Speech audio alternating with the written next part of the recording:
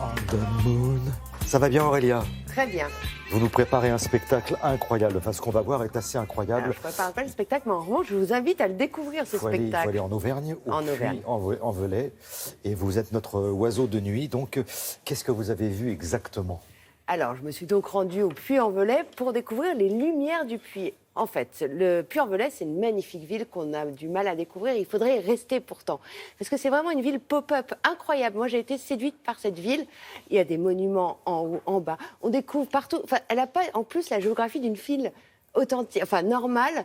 Elle est magique. Et jusque-là, les touristes y restaient une journée, pas plus, une journée et demie.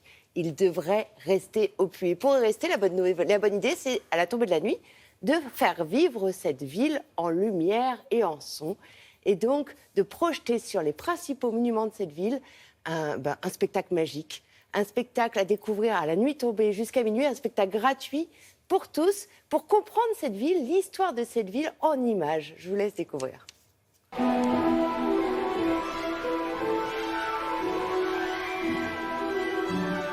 Une fois la nuit tombée au Puy-en-Velay, nos monuments prennent un autre visage, celui de la lumière.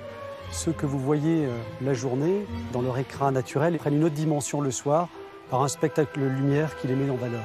Ces lumières, selon les sites, racontent l'histoire de notre ville, le chemin de Saint-Jacques-de-Compostelle, bien entendu, mais aussi la création de notre cathédrale, ses légendes, l'hôtel de ville avec la liberté, l'égalité et la fraternité qui symbolise la Marianne, mais aussi un voyage à travers la Haute-Loire dans la cour de l'hôtel du département et cette histoire du dragon qui est terrassé par Saint-Michel et puis ces 4 saisons du Rocher qui vivent d'une manière assez extraordinaire.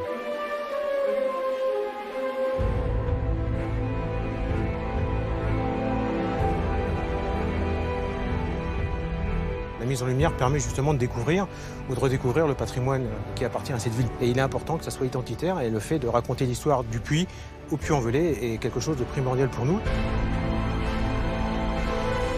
On travaille sur la cathédrale, évidemment, par rapport à sa construction. Sur le mont Aiguille, on travaille autour du volcanisme parce que c'est un pic qui est surgi de l'eau à travers au moment d'une éruption volcanique.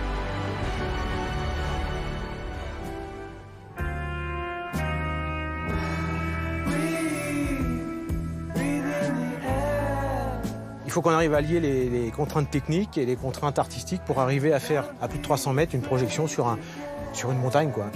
On a du dessin, après on a de la colorimétrie, après on a de l'animation pour arriver à faire quelque chose dans l'esprit d'un spectacle vivant et aussi de la musique, bien entendu, qui vient un petit peu créer l'émotion autour de ces images.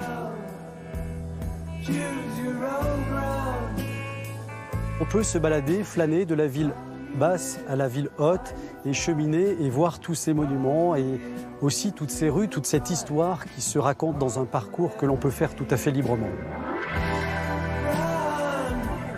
Pour nous, le plus important, c'est quand on voit un grand-père avec son petit-fils sur les épaules et qui, à la fin du spectacle, ont tous les deux le même sourire. Et pour nous, vraiment, le pari est gagné si on arrive à faire ça. Et en plus, un truc important, quand même, aujourd'hui, c'est que c'est gratuit.